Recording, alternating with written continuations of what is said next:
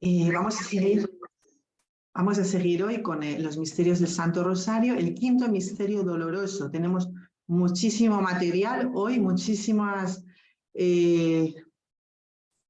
ideas que compartir y yo no sé hasta qué punto me va a dar tiempo, pero bueno, pues lo vamos a intentar. En nombre del Padre, del Hijo, del Espíritu Santo. Amén. Vamos a invocar al Espíritu Santo, pues eso, para que Dios me dé pues, las palabras que nos puedan iluminar a todos y para que sea un momento de gracia, que podamos pues, penetrar en los misterios de la vida de Jesucristo, que es de lo que se trata, ¿no? En compartir, ahora en este caso, su dolor, pues para después participar de su resurrección.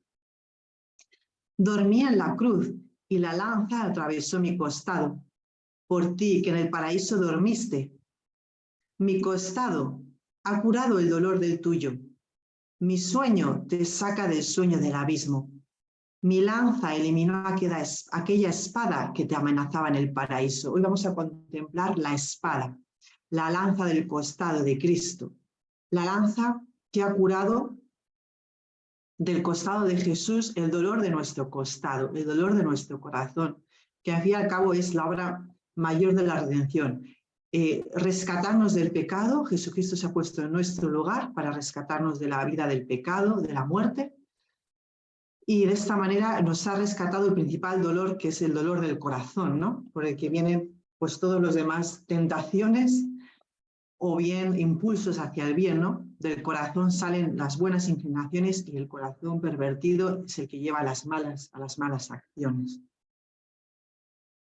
Y el otro día veíamos las palabras de Jesús según San Lucas: en tus manos encomiendo mi espíritu, o como cuando perdona al ladrón arrepentido. Y vamos a ver un momento las palabras que recogen Marcos y Mateo, antes de pasar al Evangelio de San Juan, que tiene tanta profundidad, y yo no sé hasta qué punto me va a dar tiempo. Voy a terminar. Bueno, pues San Mateo y San Marcos nos recoge estas palabras. Llegado el mediodía, toda la región quedó en tinieblas, y hasta las 3 de la tarde. Y a las 3 Jesús clamó con voz potente: Eloí, Eloí, lama sabactani, que significa: Dios mío, ¿por qué me has abandonado? Estas palabras que nos estremecen dan como un escalofrío, ¿no? Estas palabras las que podemos imaginar el sufrimiento profundo del corazón de Cristo, ¿no? Es verdad que son las palabras del Salmo 21, que empieza así: Dios mío, ¿por qué me has abandonado? Pero Jesucristo en la cruz no está haciendo teatro. Jesucristo en la cruz está sufriendo profundamente esto que está diciendo, ¿no? Dios mío, ¿por qué me has abandonado? Pero como ya hemos explicado en otras catequesis, el Padre realmente jamás ha abandonado a Jesús, y como dije el otro día, según San Lucas, Jesucristo tiene plena confianza en que el Padre no le ha abandonado, por eso se abandona a sus manos con plena confianza. A tus manos encomiendo mi espíritu. Sin embargo, estas palabras, Dios mío, ¿por qué me has abandonado?, no dejan de estremecernos, ¿no? De darnos un escalofrío. Dice Papa Benedicto que es muy importante comprender que la oración de Jesús no es el grito de quien va al encuentro de la muerte con desesperación, y tampoco es el grito de quien es consciente de haber sido abandonado. Aquí Jesús lo que está haciendo es recoger el grito de su pueblo, el grito de la humanidad que pide salvación, redención, rescátanos del poder del abismo, del poder de la muerte, del poder del diablo, ¿no? Y Jesucristo, que sabemos ha cargado con todo el pecado, lo repetimos una y otra vez, en esto consiste la redención, está llevando al Padre el gran grito profundo de la humanidad, primero llevado por él mismo. No es que sea un mero portavoz, sino que él mismo lo está sufriendo. Pero no son palabras, como hemos dicho, de alguien que está desesperado, sino Jesucristo está continuamente en una pura oración, en una pura comunicación con el Padre. El Padre jamás le ha abandonado. Es un sufrimiento en comunión con nosotros, por amor a nosotros, para amarnos en el extremo. Y aquí en esta palabra lo que se indica es que el amor de Dios estaba triunfando. Como decía San Juan Pablo II, en las palabras que no sé si voy a saber repetir, dice: cuando parece que está perdido en la cruz, bueno, yo digo la idea, parece que todo está perdido, es el gran fracaso, es el momento de la gran victoria. ¿Por qué? Porque es la victoria del amor hasta el extremo. Y una vez que la palabra amor hasta el extremo se ha cumplido en Jesucristo, ya tenemos hecha la redención. Ya estamos ante el triunfo de la cruz, ¿no? Jesucristo deja que su corazón exprese el dolor, pero al mismo tiempo expresa la cercanía del Padre. ¿Por qué? Porque se está dirigiendo al Padre. Dios mío, no está hablando con la nada. Por lo cual estamos siempre demostrando que Jesucristo tiene plena conciencia de la presencia del Padre, aunque en su sensibilidad no lo experimente. Esto es algo que nos da muchísimas claves para nuestra propia vida de oración, ¿no? Muchos momentos en la vida que aparentemente experimentamos una ausencia de Dios, ¿verdad? Nos dirigimos, Dios mío, ¿dónde estás? A ti grito, a voz en grito clamo, tantos salmos que hablan del grito, ¿no? De auxilio, Dios mío, ayúdame, ¿dónde estás? ¿No? Y aparentemente Dios no nos escucha. Pues es lo que Jesucristo está recogiendo. Pero nos encontramos ante la futura resurrección, que es la gran palabra de la victoria de Cristo, ¿no? Entonces, la respuesta de Dios ante este grito de Dios Padre es la resurrección de Jesucristo, pero tiene que pasar primero por este sufrimiento. Y también esto nos enseña que no debemos tener algo muy importante en nuestra vida de oración, no debemos tener miedo a gritarle a Dios nuestro sufrimiento. A veces es un grito silencioso, ¿no? Pues como estos famosos vídeos de los niños que son abortados en el seno de su madre, el grito silencioso, como el niño expresa un profundo dolor, ¿no?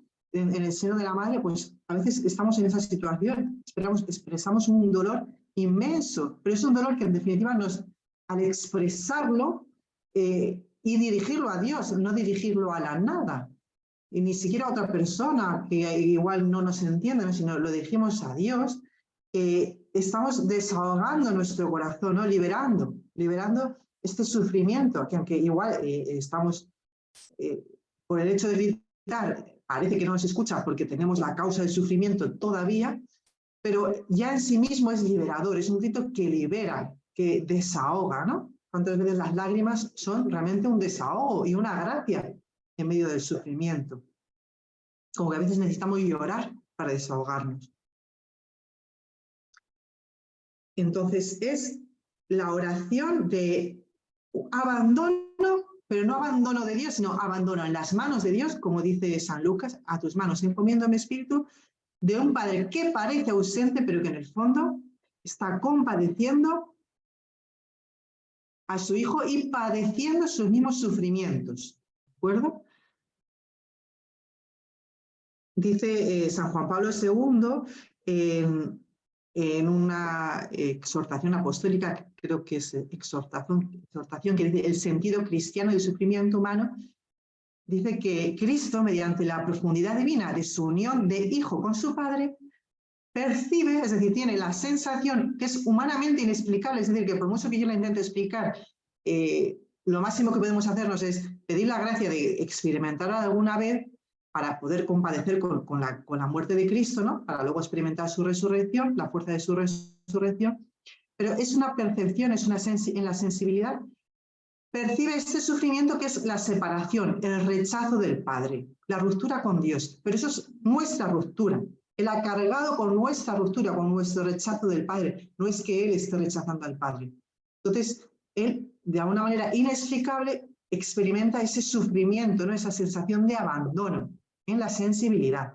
Pero realmente lo que le abate a Jesús es nuestro propio abandono del Padre, ¿no? Lo que le ha llevado a la cruz es nuestro propio abandono del Padre. No reconocen en Jesucristo al Hijo del Padre. Eso es lo que de verdad le hace sufrir, lo que le ha hecho abandonarse, ¿no? El Padre no le abandonó nunca, nosotros sí.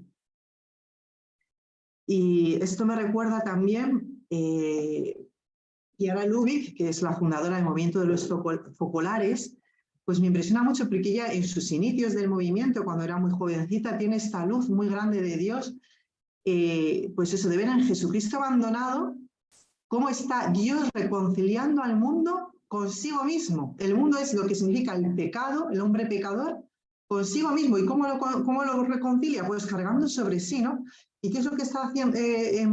Reconciliando pues la ruptura de la comunión, ¿no? Chiara Lui, que tiene como carisma la comunión, el gran deseo de Jesucristo en la cena es la comunión, la unión, que todos sean uno como tú, Padre, en mí, yo en ti, que todos sean uno, es el gran deseo de Jesucristo, pues esa comunión que la hemos rota tantas veces, pues Jesucristo está restableciéndola en sí misma con el Padre, creando esta unión, reconciliando así consigo la humanidad, ¿no? La humanidad caída. Y nosotros también, como hemos dicho, podemos participar de esta obra de la redención, pues también cuando a veces nos sentimos como colgados, entre comillas, entre el cielo y la tierra, pues algún sufrimiento, pues de falta de comunión, ¿no? Que hemos podido provocar nosotros o que nos lo han provocado, y experimentando este sufrimiento de abandono, de decir, pues, como Dios ha sido abandonado, estamos compadeciendo a Jesucristo, ¿no? Cuando está colgado entre el cielo y la tierra, pues por nuestra propia falta de comunión como en el Padre. No sé si he explicado bien esto de Chiara Lui, pero es una visión impresionante que yo cuando lo escuché, pues me dio muchísima luz. La ruptura de la comunión significa Jesucristo abandonado entre el cielo y la tierra, reconciliando al mundo con el Padre, ¿no? Y luego, por último, dice el Evangelio que Jesús, lanzando un fuerte grito, expiró. Y en este grito está encerrado pues todo lo que él no pudo expresar ya con palabras ni con gestos. Está el culmen de decir, pues no sé, meternos en este misterio de este grito, y lo que le restó por decir está aquí, ¿no? Y también es como un grito que nos recuerda estas palabras de San Pablo, ¿no? La creación entera está aguardando con gemidos de parto la redención de nuestro cuerpo, es decir, la creación entera está aguardando la redención. El grito de Jesucristo indica como un dolor de parto, ¿no? Como un dar a luz a la nueva creación, la creación rescatada, la creación redimida del hombre, ¿no? Y toda la creación está esperando la redención gloriosa, es decir, que esta redención llegue a su término en todos los seres humanos, ¿no? Que sea acogida por todos los seres humanos, ¿no? Pero en este grito está Jesús como dándonos a luz en esta nueva creación, amándonos hasta el extremo. Y también en el Evangelio de San Marcos nos dice, es la primera vez que el centurión dice, realmente este hombre era hijo de Dios, al escuchar, al ver todo cómo Jesucristo había muerto y escuchar este grito, dice, realmente este hombre era hijo de Dios. Y es la primera vez que en el Evangelio de San Marcos aparece Jesucristo con esta revelación, es el Hijo de Dios, ¿no? Y esto significa que ya por fin se puede bien interpretar lo que significa ser hijo de Dios, ¿no? Jesucristo que va guardando el famoso secreto mesiánico, va guardando de sí mismo que es el Mesías, ya en la cruz ya puede decir, sí, yo soy el Rey, yo soy el Mesías, yo soy el Hijo de Dios. ¿Por qué? Porque ya no está sujeto a malas interpretaciones, ¿no? A interpretaciones de un poder humano que realmente está equivocado, ¿no? Que está impregnado de las tentaciones del diablo, ¿no? Que es el poder, el dominio, las riquezas, ¿no? Pero no es el poder que Dios tiene. O sea, Dios tiene el pleno poder, pero no es a la manera del diablo, ¿no? Entonces, cuando la cruz es ya cuando ya puede mostrar que es hijo de Dios sin temor a malas interpretaciones. Y ya entramos en el Evangelio de San Juan de lleno, que es riquísimo y a mí, bueno, me impresiona muchísimo, ¿no? Primeramente, Jesucristo le cargan la cruz, ¿verdad? Nos dice. Pero una traducción muy exacta del Evangelio dice, entonces Pilato se lo entregó para que lo crucificaran. Tomaron a Jesús y cargando por sí mismo con la cruz salió de la ciudad al monte del Calvario, donde lo crucificaron y con él a otros dos, uno a cada lado y en medio a Jesús. Este cargar por sí mismo con la cruz, que es una traducción muy correcta, significa que Jesucristo lleva la cruz como un signo de triunfo, ¿no? San Juan siempre presenta a Jesucristo triunfando en su pasión. ¿Y por qué? Porque para Jesucristo es el símbolo de nuestra salvación y de su propio triunfo. Es el símbolo de que Él va a resucitar, ¿no? Entonces, la cruz es el instrumento privilegiado de su obra de salvación. Y por eso San Juan dice, y cargando por sí mismo con la cruz. Después, hablamos del famoso título Jesucristo Nazareno, el Rey de los judíos. Pilato escribe un letrero y lo pone encima de la cruz, y en él estaba escrito Jesús el Nazareno, el Rey de los judíos. Leyeron el letrero muchos judíos, porque estaba cerca el lugar donde crucificaron a Jesús. Estaba escrito en hebreo, latín y griego. Y los sumos sacerdotes de los judíos dijeron a Pilato: no escribas el Rey de los judíos, sino, este ha dicho, soy el Rey de los judíos. Pero Pilato les contestó: lo escrito está. Aquí está, retoma las palabras que los judíos habían dicho en el momento que Jesucristo aparece coronado de espinas en el tribunal, sentado en el lugar del juez, ¿no? Y le habían dicho: fuera, fuera, a esto no le queremos por rey. Pues es volver a retomar estas palabras. No digas que es el rey nuestro, sino que él ha dicho que es el rey de los judíos. Y aquí lo que San Juan nos quiere señalar es que con estas palabras lo vieron muchos judíos, porque estaba cerca el lugar donde crucificaron a Jesús, y estaba escrito en hebreo, latín y griego. Lo vieron muchos. Aquí San Juan lo que nos está dando a entender es que Jesucristo se vuelve a plantear la salvación suya a todo el mundo, a muchos, a todos los judíos que estaban ahí, para que todo el mundo tuviera la oportunidad de salvarse, y todo el mundo tuviera la oportunidad de decidir: ¿tú me aceptas como rey y salvador o me rechazas? Fuera, ¿no? Entonces aquí está el juicio del mundo. Cuando rechazamos a Jesucristo como nuestro rey y salvador, nosotros mismos nos estamos juzgando, ¿no? Este es el pecado, porque no me han reconocido a mí. Convencerá al mundo de un pecado, no me ha reconocido a mí. Pues aquí está el juicio: fuera, fuera. Entonces los judíos, que representan el mundo, que somos nosotros cuando rechazamos a Jesús,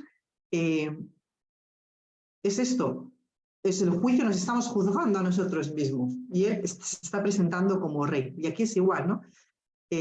Jesucristo es el rey en la cruz, y los judíos, o el mundo, o nosotros, cuando rechazamos a Jesucristo, decimos: este no es mi rey. Pero Jesucristo es el rey. Jesucristo es el rey. Es lo que dice Pilato: lo escrito está, y San Juan lo recoge, ¿no? Lo escrito está. Es una autocondena de los judíos que rechazan a Jesús. La autocondena del mundo, ¿no? O la nuestra propia autocondena. Siguiente paso: la túnica sin costura. Los soldados, cuando crucificaron a Jesús, tomaron su ropa, hacen 4 partes, una para cada soldado, y apartan la túnica. Era una túnica sin costura, tejida toda de una pieza de arriba a abajo, y se dijeron: no la rasguemos, sino echémoslas a suerte, a ver a quién le toca. Y así se cumplió la escritura: se repartieron mis ropas y echaron a suerte mi túnica. Esto hicieron los soldados. Se repartieron mis ropas y echaron a suerte mi túnica. Es el Salmo 21. La túnica sin costura aquí está representando la unidad de la Iglesia. El Evangelio dice: no la rasguemos, pero el verbo que está detrás en griego significa no la dividamos. Son una palabra que aparece varias veces en el Evangelio de San Juan. Por ejemplo, se originó una división entre la gente, había división entre ellos, se produjo otra vez una división entre los judíos por estas palabras. Jesucristo dice que no ha venido a traer paz, sino división, ¿no? División en el sentido de quien no le acepta se divide de quienes le aceptan, de quienes le aceptamos, ¿no? Queremos aceptar. Se divide voluntariamente. Y esta palabra de división es la misma que aparece: no dividamos la túnica. O bien en el Antiguo Testamento hay momentos, o el mismo sumo sacerdote, cuando se rasga la túnica, en el Antiguo Testamento aparece un momento en el que los reinos, el reino de Israel se desgaja del reino de Judá, ¿no? Con un rey distinto, ¿no? El sucesor de Salomón. Y dice que Ahías tomó el manto nuevo que llevaba, lo rasgó en 12 jirones, lo dividió, y dijo a Jeroboam: así dice Yahvé, voy a hacer jirones el reino, voy a dividir el reino. ¿Vale? Entonces, este es el símbolo. Romper una vestidura es el símbolo de una división. Pues bien, esta túnica de Cristo está representando a la Iglesia que no se divide, no puede dividirse en sí misma. Y no está hablando de la Iglesia que vemos hoy en día, ¿no? De que estamos divididos, no sé, primeramente fuera de la Iglesia Católica hay otras iglesias, la ortodoxa, luego entre la propia Iglesia Católica pues también hay sus problemas, ¿no?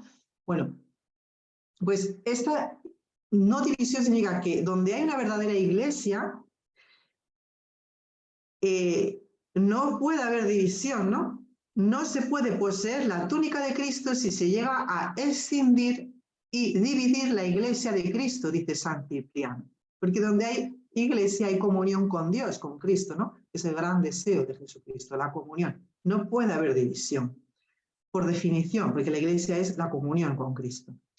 O lo mismo San Agustín. La túnica echada a suertes significa la unidad de todas las partes saldadas juntas por el vínculo de la caridad, donde hay verdadera caridad, unión con Cristo, la unión con la vid, los sarmientos, la vid que es Cristo, no puede haber división.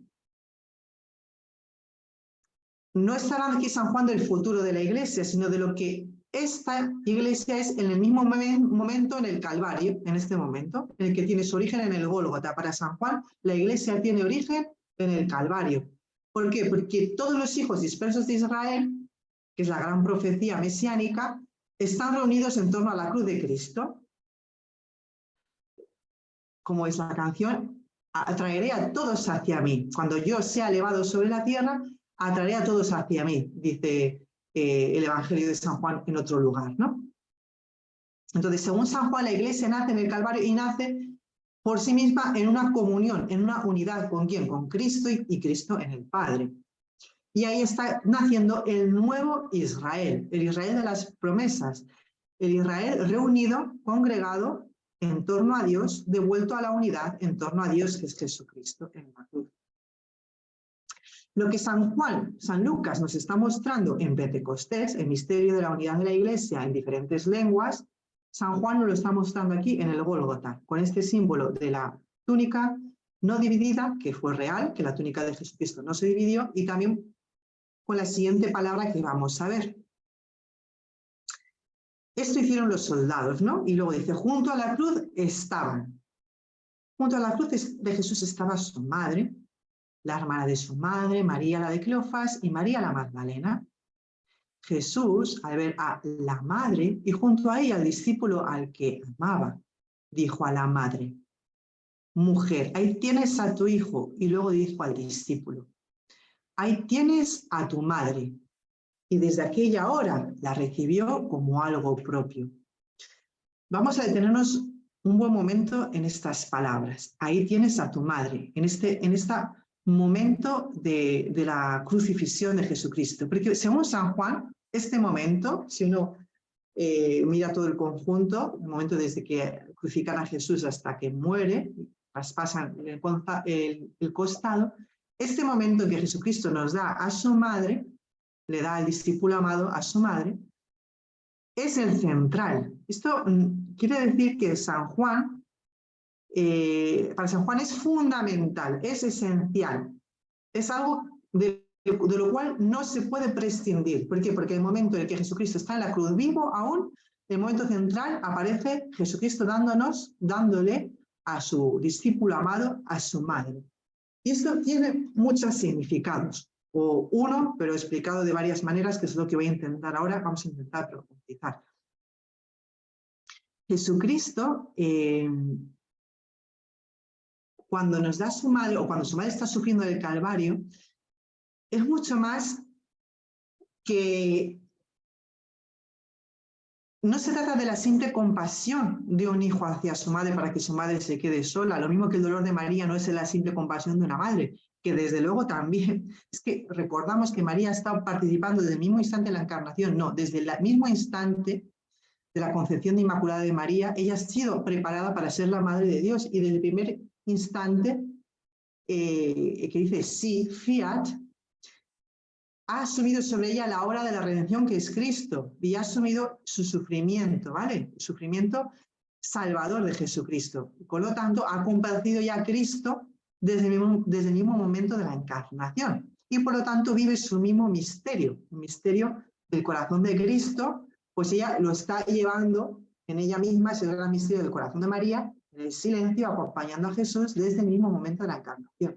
Por lo cual no estamos hablando del simple cariño extremo que una madre pueda experimentar hacia su hijo. Estamos hablando de algo más, ¿no? Y por lo mismo, cuando Jesucristo nos da a su madre, es más que la compasión, se trata de algo más de que la mera compasión, que no es poco, de un hijo amante, apasionadamente amante de su madre, que se preocupa por ella, ¿verdad? Se trata de algo más. Aquí, con la madre y el discípulo, vemos realizado lo que hemos dicho antes, la nueva comunidad, el nuevo Israel, agrupados en torno a la madre que viene a ser la madre del discípulo amado por palabra misma de Jesús. He ahí a tu madre, o sea, deseo mismo expreso de Jesús. He ahí a tu madre. El discípulo amado, que desde luego lo más probable que fue San Juan. Pero San Juan no pone su nombre no solamente por humildad, sino porque nos quiere dar a entender otra cosa. En el momento en que nosotros somos este discípulo amado, es en el momento en que nos ponemos debajo de la cruz contemplando a Cristo en su crucifixión y aceptando este deseo de Jesucristo, es decir, aceptando a su madre como nuestra madre. Además, en el Evangelio nos dice su madre, pero luego dice la madre y luego dice mujer. Es como si Jesucristo quiera dar a entender que su madre es algo más, es la madre, y luego dice la mujer, que hablábamos, la mujer del paraíso. Ahora vamos a ver, es más aún que la mujer del paraíso, ¿no? Esta mujer que cayó, esta Eva caída, pues la madre, esta mujer es la nueva Eva, que es María, ¿no? Y luego dice al discípulo, ahí tienes a tu madre, o sea, pasa de la madre de Jesús, su madre, la madre de Jesús, a tu madre, es decir, a la madre del discípulo amado. Y eso es un expreso deseo de Jesús, he ahí a tu madre. Y aquí es donde el nuevo Israel, el Israel que ha aceptado a Jesucristo, se congrega en Cristo aceptando a la madre, y ahí es que venimos a ser los hijos amados, ¿vale? Los discípulos, hijos amados del Padre, y los discípulos amados de Cristo. Por lo cual, en ese discípulo amado, San Juan voluntariamente ha omitido nombres propios, porque quiere darnos a entender que es que estamos al pie de la cruz, contemplando a Jesucristo resucitado, nos convertimos en el discípulo amado. ¿Cómo? Admitiendo en nosotros a la madre de Cristo, ¿cómo? Como nuestra madre. Y así María viene a ser nuestra madre en el espíritu, nuestra madre del alma, la que nos engendra para Cristo, para el Padre en Cristo, ¿no? Y así venimos a ser hijos en el Hijo. De manera que con estas palabras, luego nos dice el Evangelio que todo se había cumplido. Bueno, pues aquí está el cumplimiento último de la acción mesiánica de Jesucristo, que se describe en esta escena de María en el discípulo, porque aquí ya está Jesucristo, que ya nos está amando hasta el extremo en la cruz, nos está dando aquí, ya está la iglesia por completo. ¿Por qué? Porque está el Padre, está Hijo, está el Espíritu Santo, que vamos a ver ahora, está la madre, que nos da como madre, y la madre, que vamos a ver ahora qué significado tiene también, porque es la mujer de la alianza, ¿no? Que ya vimos en Caná, en la encarnación, cómo en ella se realizaba ya por completo toda la alianza, la nueva alianza que estaba predicha a los profetas, cómo en su corazón se realiza por completo el corazón nuevo, ¿verdad? Pues aquí ya está la iglesia, María, que es la madre de la iglesia, y luego el discípulo, que somos cada uno de nosotros. En este momento, entre los tres, Jesucristo, la madre y el discípulo, se revela el amor supremo de Jesús, ¿no? Jesucristo nos amó hacia el extremo, hasta el extremo.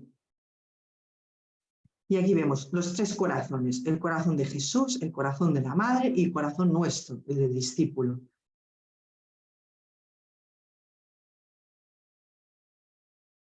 Y aquí María, como vimos también en la encarnación, está representando, alégrate, Virgen María, alégrate llena de gracia, alégrate hija de Sión, ¿no? Esta es parte del Antiguo Testamento que se habla de la hija de Sión. Pues de nuevo, cuando le llama mujer, Jesús, inmediatamente se nos va el pensamiento al Antiguo Testamento, pues estas palabras.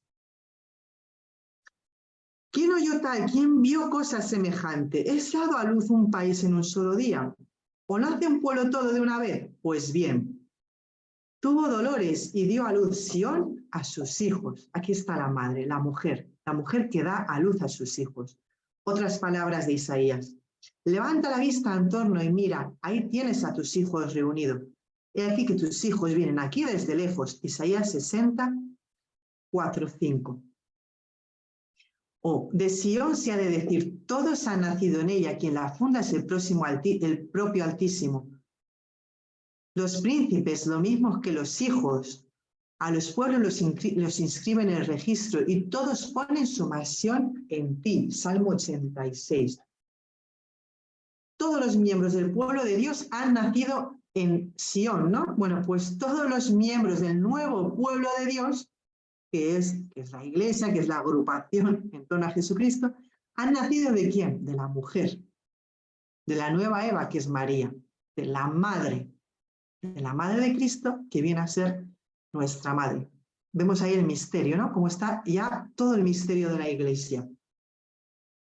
Y las palabras en el que San Juan, el Evangelio nos dice, son unas palabras que se traducen, la acogió en su casa, ¿no? Pero de esta manera, esta es una traducción correcta, pero hay una traducción aún más correcta que es justamente el significado de San Juan, que es la acogió en su intimidad, que es justamente lo que estamos diciendo, es mucho más que llevarla a su casa y compadecerse de ella, porque está sola, es mucho más, es acoger en la intimidad propia a María como madre propia.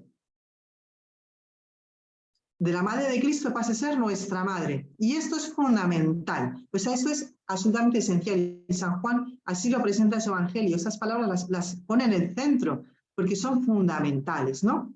Es un acto de fe del discípulo, es un acto de amor a las palabras de Jesucristo y a tu madre. Es decir, está bien, yo acojo a tu madre. ¿Por quién? Por mi madre. En el corazón, en la intimidad. Claro, desde luego ya la lleva a su casa, no la va a dejar sola en la calle, ¿no? ¿Por qué? Porque es su madre. Es su madre. Hasta este momento, el discípulo, durante los 3 años, se había esforzado en recibir a Jesús, las palabras de Jesús, pero en ese momento Jesús le dice, he ahí a tu madre. Tiene que recibir a la madre de Jesús como madre propia.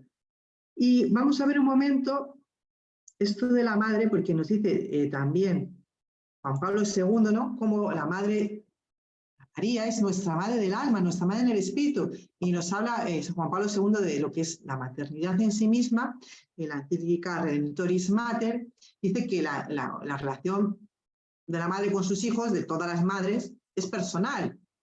Ninguna madre ve a sus hijos en bloque, aunque tenga muchos hijos, sino a cada uno tiene la conciencia propia de su hijo único, personal. Es una relación única, personal, intransferible e insustituible. Y eso es en el plano natural. Sabemos cuántas heridas causa en la vida, pues, la ausencia de la madre, ¿no? Ser huérfano, en la afectividad o una mala relación con la madre, y eso puede marcar toda la vida si no se cura, ¿no? Si no se sana. Pues lo mismo. Aun cuando una mujer sea madre de muchos hijos, la relación personal con cada uno es lo que caracteriza la maternidad en su misma esencia. Una madre no es como los animales, no, una madre es madre de su hijo único, aunque tenga muchos. Si no, no es la madre, porque yo tengo a mi madre y mi madre es mi madre, no es, sí es la madre de mis hermanos, pero es mi madre. Es una relación única e irrepetible entre dos personas. De mismo modo, la nueva maternidad, Jesucristo la expresa en singular, no dice, ahí tenéis a vuestra madre, sino ahí tienes a tu madre. Y queda de nuestra parte, en nuestra decisión, aceptarla personalmente como nuestra madre, ¿no? Y aquí está indicando la dimensión mariana de todos los discípulos de Cristo. No podemos ser discípulos de Cristo si no tenemos a María por madre.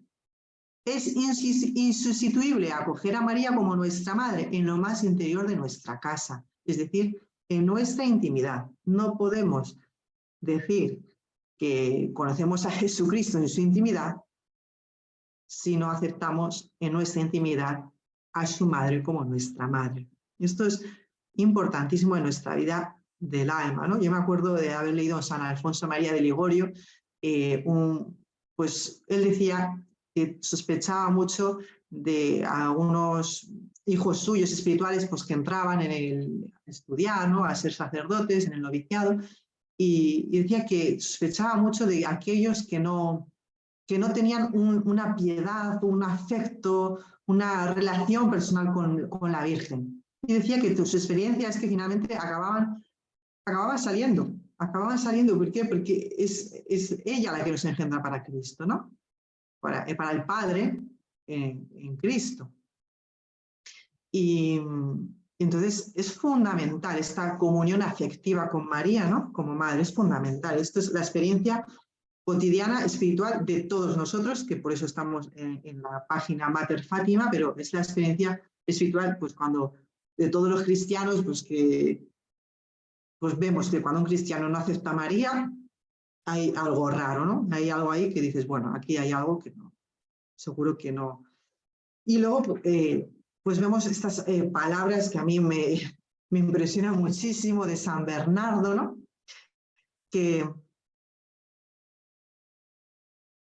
Perdón, termino con Juan Pablo II. Dice que la maternidad de María es un regalo para nosotros, es un don que Cristo mismo hace personalmente a cada hombre de manera particular, pero que queda de nuestra parte aceptarlo, acogerlo. Y fijaos lo que nos dice San Bernardo, ¿no? En este momento de la crucifixión de Jesucristo, ¿no? Y cómo eran los sentimientos del corazón de María. Y dice: te llamamos, hablando a la madre, te llamamos más que mártir, ya que tus sentimientos de compasión superaron las sensaciones del dolor corporal. Y no os admiréis, hermanos, de que María sea llamado mártir en el alma, que se admire el que no recuerde haber oído con Pablo que pone entre las peores culpas de los paganos el carecer de piedad, el carecer de compasión, el ser crueles, ¿no? Dice, nada más lejos de las entrañas de María y nada más lejos debe estar de sus humildes servidores que somos nosotros. Y dice San Bernardo, pero quizás alguien dirá, es que María no sabía que su hijo iba a morir. Dice, sí, y con toda certeza. Y es que no sabía que había de resucitar al cabo de muy poco tiempo. Dice, sí, y con toda seguridad, porque María es aquella que ha creído, que también ha creído las palabras de Jesús, resucitaré al tercer día. Dice, y a pesar de ello, ¿sufrirá por el crucificado? Y dice, sí, y con toda vehemencia. Dice San Bernardo, y si no, ¿qué clase de hombre eres tú, hermano? ¿O de dónde te viene esa sabiduría? Que te extrañas más de la compasión de María que de la pasión del Hijo de María. Este murió en su cuerpo y ella no pudo morir en su corazón.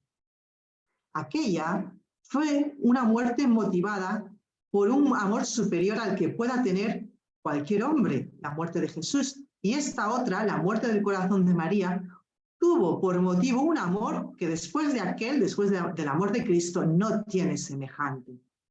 ¿De qué te extrañas tú? ¿Qué clase de hombre eres, hermano? ¿O de dónde te viene esta sabiduría que te extrañas más de la compasión de María que de la pasión del Hijo de María? Bien, pues seguimos con María y las palabras de San Juan. Fijaos, María es la mujer que tiene el corazón, la llena de gracia, ¿no?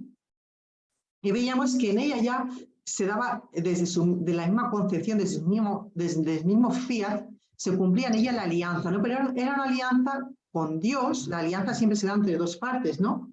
Y era una alianza entre el pueblo y María. Decía el Antiguo Testamento, yo seré su Dios y ellos serán mi pueblo. Y María, que representaba, es la hija de Sión, representa a todo el pueblo. Entonces, era una alianza entre Dios y su pueblo. Cuando en Caná se presentan los esposos y no hay vino y María le pide vino, ¿os acordáis que Jesús toma el papel del esposo, convirtiendo el agua en vino, y María toma el papel de la esposa que pide al esposo el vino, ¿no? El vino nuevo, el vino de la redención, que es la sangre de Cristo, ¿no? Y aquí esta alianza, María se presenta como la madre, y esta alianza se presenta como un como las bodas del Cordero, ¿no? Como una alianza esponsal, que al final es la mayor alianza que se puede vivir en esta tierra, ¿no? El mayor contrato, lo que más implica a una persona es la alianza esponsal. Pues bien, aquí, esta alianza, María, que es la hija de Sión, representa a Israel, pero ya en Cana, esta alianza está representando el esposo y la esposa de las bodas mesiánicas que está profetizado, ¿no? Que ya vimos cuando vimos el misterio de Cana. Y el pueblo de Dios está representando primeramente María, que hace de esposa, ¿y en quién? En los sirvientes. ¿Qué hacen? ¿Qué es lo que hacen? Lo que Él os diga. María vemos que estaba como engendrando ya en los primeros pasos de engendrar a la iglesia. ¿Cómo? Haciendo lo que, diciéndonos, haced lo que Él os diga, ¿no? Está haciendo este papel materno, ¿no? De enseñarnos cómo debe actuar un discípulo de Jesús. Y fijaos, en la cruz, en María, está todo el grupo de discípulos que vamos a seguir a Jesús, está representado por el discípulo amado, y María, que es en la que se lleva a cabo la alianza, que hace el papel de esposa, hace el papel de madre que está engendrando la cruz a sus hijos, que somos nosotros, que estamos representados particularmente por el discípulo amado. ¿Por qué? Porque ella nos engendra de manera única e irrepetible y singular al Padre en Cristo. Y aquí ya está todo el misterio de la Iglesia, todo el misterio de la unidad de la Iglesia, todo el misterio de la Iglesia, el misterio de la alianza cumplido aquí en el Gólgota. Y dice que algunos padres antiguos ven aquí una alianza nupcial, una celebración nupcial en el Gólgota mismo, ¿no? Es María que está engendrando a sus hijos en el Gólgota. María pertenece en la alianza, hay dos personas, ¿no? Bueno, está Dios, perdón, dos polos. Está Dios por un padre, Dios por un lado, por una parte, Dios Padre, Hijo y Espíritu Santo, y por otra parte, por la parte del hombre, la parte humana, está María, que está representando toda la humanidad. Pero ahora desempeña un papel indispensable, y es un papel que no es solo de representación, como fue en el nacimiento, que representaba a Sión, la hija de Sión representaba a todo el pueblo de Israel, sino es un papel de ¿qué? Es un papel de mediación, es un papel indispensable, insustituible, que es lo que nos dice Juan Pablo II de la Redentoris Mater. Es decir, por medio de María, en Cana, los sirvientes asumen la actitud del discípulo, que es hacer lo que Él nos diga, porque María lo ha dicho. Y pues bien, en la cruz, por medio de María, nos convertimos en hijos de María y a continuación podemos penetrar en el misterio del corazón de Cristo. ¿A quién se le da María? Al hijo, al discípulo amado que está al pie de la cruz porque está con María. Pero claro, quien está un poquito más atrás no escucha estas palabras. Entonces, ¿por qué penetra el discípulo amado? Porque está al pie de la cruz con María y acepta a María. Y por eso el discípulo amado es el que más ha penetrado en el corazón de Jesús, en la sensibilidad de Jesucristo, y ha visto el corazón traspasado. Es lo que vamos a ver ahora, ¿no? Es decir, María se convierte primeramente en nuestra madre y de esta manera nos lleva al pie de la cruz, y en el pie de la cruz podemos contemplar el corazón abierto de Jesucristo. Este es el papel de mediación insustituible, indispensable, de que nadie puede librarse. Y es un papel afectivo también, no es un papel intelectual de lo que yo estoy contando ahora, ¿no? Es tomar efectivamente en nuestro día a día, en nuestra cotidianidad, en nuestra oración, a María por madre, ¿no? Y ella es la que nos enseña en el medio del sufrimiento, propio o ajeno, o de nuestros propios pecados, pues cómo está Jesús con el corazón traspasado y cómo son sus sentimientos, ¿no? Y cómo de esta manera nuestro corazón se va transformando de un corazón de piedra a un corazón de carne. De manera que la fiesta que hemos celebrado esta semana, María, la Madre de la Iglesia, que celebramos el lunes, está aquí, engendrándonos en el Calvario uno a uno a los discípulos amados de Cristo, ¿no? Y este es el último acto mesiánico de Jesucristo. Aquí es cuando ya dice, todo está cumplido. El discípulo debe recibir a la madre la intimidad en su corazón. Debe recibir en Cristo el agua viva, que es lo que vamos a ver ahora. Y así podemos penetrar en el misterio de Cristo para participar ¿de qué? De la vida de hijos de Dios, ¿no? De la vida de santidad, unidos a las intimidades del corazón de Jesús, a su corazón.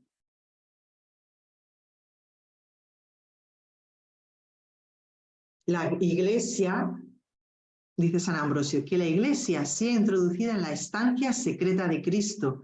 Esta estancia secreta de Cristo es el cuerpo de Cristo. El Rey la introduce en la interioridad de todos sus misterios. Bien. Pues ahora vamos a ver el siguiente punto. La sed y la muerte de Jesús. Esto es impresionante. Me falta muy poco tiempo a ver cómo lo resumo, pero lo de la sed de Jesús es algo impresionante. Dice el Evangelio, después de esto, sabiendo Jesús que ya estaba todo cumplido, para que se cumpliera la escritura, dijo, tengo sed. Había un jarro de vinagre y sujetando la esponja empapada en vinagre a una caña de hisopo, se le acercaron a la boca. Y Jesús, cuando tomó el vinagre, dijo, está cumplido. Inclinando la cabeza, entregó el espíritu. Fijaos, estas palabras que son muy sencillas, tengo sed y entrega el espíritu y le dan vinagre, ¿no? Pero nos está indicando una barbaridad. Primero nos está diciendo que todo está cumplido. En María tenemos la madre de la Iglesia y ya tenemos la unidad de la Iglesia, reunidos en torno a Cristo en la cruz, ¿no? Pero en las palabras tengo sed está Jesús diciendo mucho más que la sed física. Desde luego Jesús tenía sed física y de hecho en los primeros siglos de la Iglesia se recalcaba mucho esta sed física porque había quien negaba que Jesucristo había sufrido realmente en su cuerpo, ¿no? Entonces los predicadores decían absolutamente Jesucristo tuvo sed física.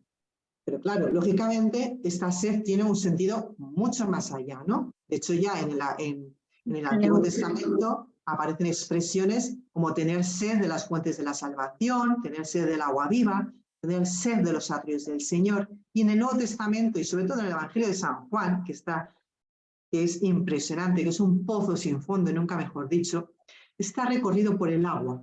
Si nosotros escuchamos con atención el Evangelio de San Juan, desde el primer instante, está recorrido por el agua del bautismo, el agua donde el seno de la madre, hay que nacer del agua y del espíritu, Nicodemo, el agua de la samaritana, el agua de la piscina de Siloé,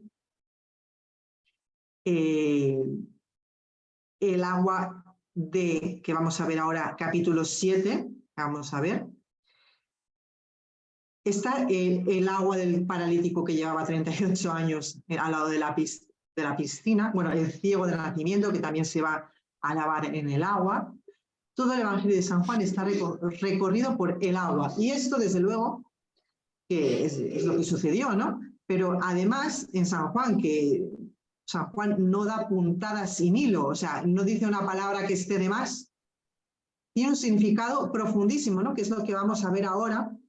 Dice la samaritana, todo el que beba de este agua volverá a tener sed, pero el que beba del agua que yo le daré no tendrá sed jamás. Vemos aquí hay un significado espiritual de un agua que es más allá de la sed física, ¿no? Que es nuestra sed interior. Y el famoso capítulo 7, que son esas palabras estremecedoras, en el que Jesús gritando en el medio del templo, o sea, gritando es que tenemos que ponernos en el lugar. Dice, si alguno tiene sed, que venga a mí y beba. El que crea en mí, de su seno brotarán torrentes de agua viva. Y dice San Juan, esto decía, refiriéndose al espíritu que iban a recibir los que creyeran en él, porque aún no había espíritu, pues Jesús aún no había sido glorificado, ¿no? Vemos aquí cómo San Juan ve la glorificación de Jesucristo en el momento en que entrega el Espíritu, que es en el momento en que es ensalzado en cruz. Aún no había Espíritu porque aún no había sido glorificado. se asocian los ríos de agua viva con la glorificación, con la entrega del Espíritu, que es el momento en que estamos ahora, ¿no? Fijaos que aquel hombre pide a la samaritana de beber, pero realmente le dice, yo te voy a dar el agua viva. Lo da la vuelta, ¿no? Siempre Jesús está dando la vuelta a todo. Pues también les había dicho a sus discípulos, os conviene que me vaya, porque si yo no me voy, no vendrá a vosotros el Espíritu Santo. Y aquí nos está indicando cómo el Espíritu Santo es quien nos va a hacer interiorizar y comprender las palabras de Jesús, ¿no? Que no sean una letra muerta, algo que no entendemos nada de lo que dice, que es lo que les pasaba a Felipe y a todos los discípulos en la última cena, sino que el Espíritu Santo nos hará comprender todo lo que Él nos ha dicho, ¿no? Porque, y dice, y os conviene por eso que yo me vaya, ¿no? El Espíritu ilumina por dentro. Lo que sucede en Pentecostés, en San Lucas, que es la expansión del Espíritu por todo el mundo, porque por la predicación, de extender el reino de Dios, está sucediendo en el momento que la resurrección de Jesús les dice, sopló sobre ellos su aliento, sopló el Espíritu, ¿no? En el momento de la nueva creación, ¿no? En el Génesis, que habla de la creación del hombre que inhaló el Espíritu en sus narices, pues lo mismo, exhaló el Espíritu y este Espíritu que reciben los discípulos el día de la resurrección, lo que les permite es penetrar, que es lo que estamos haciendo ahora durante toda este tiempo pascual que ya hemos concluido, ¿no? Es penetrar en lo que ha sucedido en la vida de Jesucristo los 3 años antes. Bueno, toda la vida, pero los discípulos habían vivido 3 años antes con Jesús, pero no habían penetrado en todo lo que había sucedido, ¿no? Y mucho menos en su pasión. Pues ahora con el Espíritu, ¿qué hacen en la Pascua? Lo que hemos hecho nosotros, contemplar su pasión y profundizar en ella. Y vamos a estas palabras de entregar el Espíritu. Esta expresión, pues como la expresión tengo sed, tiene un doble significado, ¿no? Significa su muerte, la muerte física, entregar el alma, pero es una expresión totalmente nueva en los evangelios. No se dice nunca morir como entregar el Espíritu, ¿no? Entonces, aquí inmediatamente pues nos vamos a Nicodemo, ¿no? El Espíritu es aquel que nos mueve como el viento, ¿no? El ruá, el neuma, o sea, el ruá es lo mismo en griego, espíritu, viento, un soplo, un aliento, ¿no? Y le dice a Nicodemo que todo aquel que nace del Espíritu es el quien se mueve a un mínimo toque de viento, ¿no? Como una hoja. Y vemos aquí lo que hemos dicho antes, que para San Juan, cuando viene el Espíritu, es en el momento de la glorificación de Jesucristo, que es cuando está en la cruz. Ahora ya ha sido glorificado, va a ser glorificado el Hijo del Hombre, ¿no? Y es el momento del ensalzamiento en cruz. Y dice San Juan, ¿no había Espíritu? Pues aún no había sido glorificado. ¿Cuándo viene el Espíritu? Ahora, entregó su Espíritu, ¿no? Ese es el doble significado. Es decir, que la última respiración de Jesús, el último aliento de Jesús cuando muere, está simbolizando la entrega del Espíritu, de este Espíritu de Cristo, ¿no? ¿Y qué es este Espíritu de Jesús? Pues, lógicamente es el Espíritu Santo. Lógicamente es el Espíritu Santo. Entonces, perdón, que me estoy aquí. Entonces, esta sed de Jesús lo que está significando, tengo sed, es que está deseando entregarnos su Espíritu. Su Espíritu que es su vida íntima, su interioridad, su vida profunda, entenderle en su corazón, entenderle sus sentimientos, entenderle su mayor deseo de comunión, de unidad, de afectividad profunda, bien orientada hacia Él. La nueva vida, ¿no? Y luego ya entramos al punto, Dios mío, no me va a dar tiempo. Bueno, voy a extenderme 5 minutos más porque si no, no puedo explicar esto que es fundamental. La sangre y el agua. Dice, después de morir, que no le quebraron las piernas, sino que uno de los soldados con la lanza le traspasó el costado y al punto salió sangre y agua. Que lo vio es quien da testimonio, su testimonio es verdadero y él sabe que dice verdad. ¿Para qué? Para que vosotros creáis. Y así se cumplió lo que dijo la Escritura, no le quebrarán un hueso. Y en otro lugar que dice la Escritura, mirarán al que traspasaron. Esto es fundamental.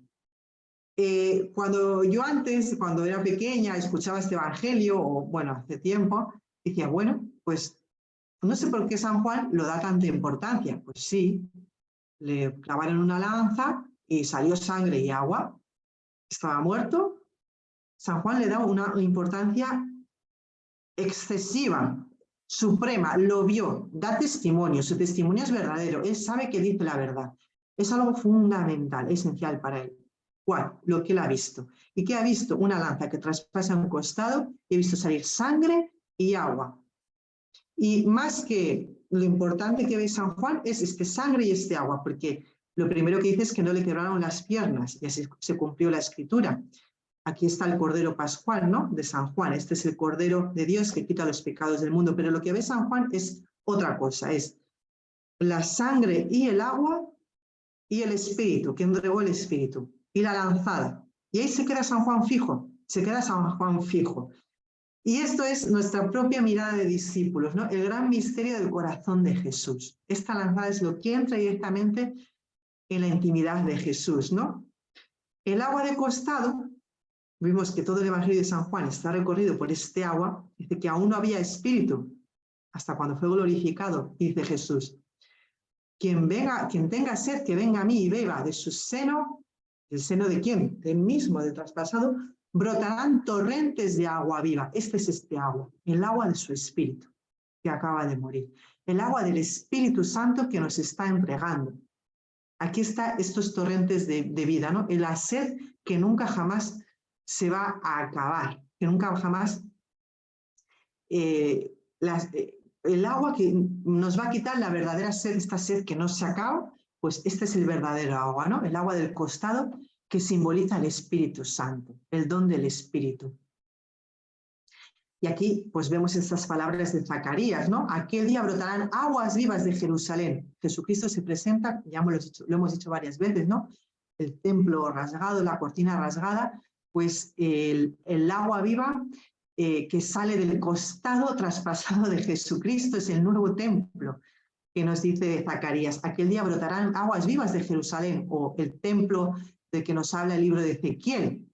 Un agua que brota y cada vez sale más y más y más agua del templo. Pues este es el nuevo templo, el corazón traspasado de Cristo, ¿no? O el mismo Ezequiel que dice, os daré un agua pura que os purificará de todas vuestras inmundicias, idolatrías, os he de purificar. Os daré un corazón nuevo, os infundiré un espíritu nuevo. Aquí está el agua viva, el Espíritu Santo que nos va a cambiar el corazón viejo, el corazón duro, el corazón de piedra por un corazón de carne. Jesús se está presentando aquí como el verdadero templo del Espíritu. Y esto es lo que está viendo San Juan. San Juan ve el agua y dice, Dios mío, este es el verdadero templo. Ya no tiene sentido el templo antiguo. Ha caído el templo de Jerusalén. Han caído los sacrificios. Eso es agua pasada, eso es letra muerta, eso es la vieja alianza. Ya tenemos el corazón traspasado de Cristo, donde brota el Espíritu Santo que va a cambiar nuestro corazón de carne en un corazón de piedra, ¿no? Aquí se puede hablar por horas. Es decir, el deseo, la sed de Jesús que tiene de darnos su Espíritu Santo, o sea, de mostrarnos, darnos esta gracia del corazón nuevo, también pertenece a la obra mesiánica, ¿no? A su misión de Mesías, de Salvador, ¿no? De Redentor. Y en cuanto a la sangre tiene claramente el significado de la vida, ¿no? Nos dice el Levítico. Voy a tardar unos minutos más y ya termino. Y lo siento si hoy hay menos preguntas, pero es que esto es fundamental. Nos dice el Levítico que la sangre es la sede de la vida, por eso los judíos no podían tomar sangre de animales porque simbolizaba la vida y era algo, era algo sacrílego. Entonces, esa sangre que está simbolizando la vida íntima de Jesús, o sea, su interioridad, lo que nos interesa, al final lo que nos interesa de la persona, de nosotros mismos, es decir, ¿qué tenemos dentro, no? ¿Qué tenemos dentro? Pues, ¿qué tiene Jesús dentro? ¿Por qué está crucificado? ¿Por qué nos quiere? Nos quiere rescatar del demonio, ¿no? Pues esto es la vida de Jesús, la vida de Jesús que sale a borbotones de este costado, ¿no? Este costado traspasado. Este amor supremo lo manifiesta con su madre, el discípulo predilecto, pero cuando les transmite el Espíritu Santo, ya con la lanzada y les permite, a la madre y al hijo, nos permite ver en su costado traspasado, ¿no? Sobre todo al hijo amado, entrar en su costado. Y aquí está claramente la invitación a penetrar por el costado traspasado a la interioridad de Jesús. De aquí ha nacido toda la devoción, toda la espiritualidad del corazón de Cristo en la Iglesia. En descubrir que esta lanza que abre el costado de Cristo es la que penetra directamente en su corazón, que es su intimidad, y a la cual estamos todos invitados a entrar en los sentimientos profundos de Cristo, en su sensibilidad. Y por eso le pedimos la gracia siempre de experimentar sus mismos sentimientos, ¿no? Compadecerse con él ahora en su pasión. Dice Guillermo de Saint-Thierry que por la puerta abierta entremos de tu costado, entremos todos a tu corazón, oh Jesús, hasta tu alma sagrada. Abre el costado de tu corazón para que por él entren todos los que deseamos contemplar los secretos del Hijo. Y así, la vida profunda de Jesús, que es su sangre, se convierte con el agua, que es el don del Espíritu Santo, en la misma vida de la Iglesia. La estancia secreta de Jesucristo, de su corazón, es de la Iglesia, es el mismo cuerpo de Cristo, es el mismo corazón traspasado de Cristo. En efecto, la Iglesia es Cristo continuado. Me amó y se entregó por mí. Cristo continuado que nos da su vida en el Espíritu Santo, simbolizado por el agua, y su propia vida que es simbolizada por su sangre, ¿no? Miremos a qué traspasaron, nos dice. Nos dice Zacarías, derramaré sobre la casa de David un espíritu de gracia y de oración. Mirarán a mí en cuanto a aquel a que traspasaron. Aquel día habrá una fuente abierta para lavar el pecado y la impureza. Esto es lo que está viendo San Juan. La fuente abierta para lavar el pecado y la impureza. Un espíritu de gracia y de oración. Miraremos a él en cuanto a aquel a que traspasaron. O bien el libro del Apocalipsis que escribe el mismo San Juan. Mirad, viene acompañado de nubes. Todo ojo lo va a ver, hasta los que le traspasaron. Y volverá, como lo habéis visto, marcharse al cielo, ¿no? Nos dice también el libro de los Hechos. Pero sobre todo es esto. Todo ojo lo verá hasta aquellos que le traspasaron. Pues bien, nosotros estamos invitados a mirar como el discípulo amado a Cristo de corazón traspasado. Tratar de penetrar la interioridad de Jesús. Y ya para terminar, por la hora que es, pues terminamos con estas palabras de Santa Faustina, que a mí me apasiona y me da una luz, porque efectivamente, ¿qué vemos en el corazón abierto de Jesucristo? La misericordia de Jesucristo hacia nosotros. Y Santa Faustina lo captó perfectamente, ¿no? Y dice que durante la oración oyó estas palabras de Jesús. Los dos rayos significan la sangre y el agua que brotaron de lo íntimo de mi misericordia en la cruz, cuando mi corazón fue abierto por la lanza. El rayo pálido simboliza el agua que justifica las almas y el rayo rojo simboliza la sangre, que es la vida de las almas. Y dice Santa Faustina, oh sangre y agua que brotaste del corazón de Jesús como una fuente de misericordia para nosotros. En ti confío. Aquí está todo el misterio de nuestra salvación, en el corazón traspasado de Jesucristo, en la sangre, que es su vida íntima, y en el agua, que es el Espíritu Santo. Lo dejamos aquí, porque aunque tengo algo más, pero por el tiempo tengo que cortar. Si alguien quiere preguntar. Bueno, hermanito, vamos a dar 2 o 3 preguntas.